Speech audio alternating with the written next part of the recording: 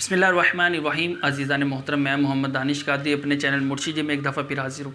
आजकल मैंने नौजवान लड़कों को देखा है, बुज़ुर्गों को, बाबों को देखा है जी, वो पान खा खा कर इतने उनके गंदे दांत हुए होते हैं। और बाज़ औक़ात एक होता है कि कुदरती मतलब वो एक पिलाहट सी जम जाती है, वो तो एक अलहदा चीज़ होती है ना। तो ये है कि पान खा खा कर बुरे हाल किए हुए हैं, माज़अल्लाह नस्वारें खा खा कर अजीबोगरीब दांतों का हाल किया हुआ है। और फिर उसके बाद जी सिगरेट पी पी कर और अजीबोगरीब मुँह से स्मेल आ रही है जी। बंदा बात करे तो अजीबोगरीब मतलब स्मेलें आती हैं उनसे। तो दांत देख के बंदा डर जाए, रात को बीवी दांत देखे जी बीवी डर जाए, ये कौन आ गया।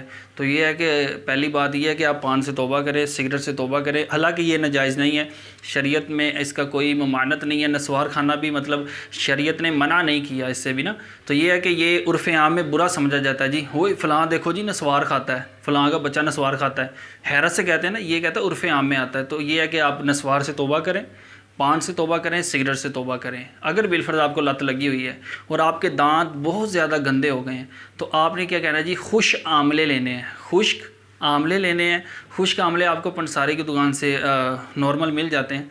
आप उसे कहें जी खुश्क आमले दे दें तो वो आपको खुश्क आमले दे देगा। तो आपने जी तकरीबन 50 या 40-50 रुपये की जितने आपकी हैसियत है, जितनी आप बनाना चाहते हैं, आप खुश्क आमले ले लें, 50 रुपये के ले लें, ठीक है।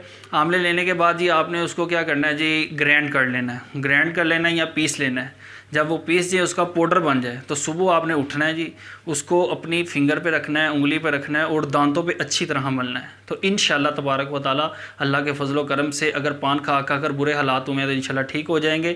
नस्वार खा खा कर आपके बुरे हालात हुए तो ठीक हो जाएंगे। अगर कुदरती तौर पे पिलाहट है तो इंशाअल्लाह वो भी दूर हो जाएगी। तो ऐसी वीडियोज़ देखने के लिए मेरा चैनल सब्सक्राइब कर लें और बेल आइकन पर क्लिक कर लें कि मेरी रेगुलर वीडियोज़ आप तक पहुँचती रखें। अपना ख्याल रखिएगा, दुआ में याद रखिएगा। अस्सलाम।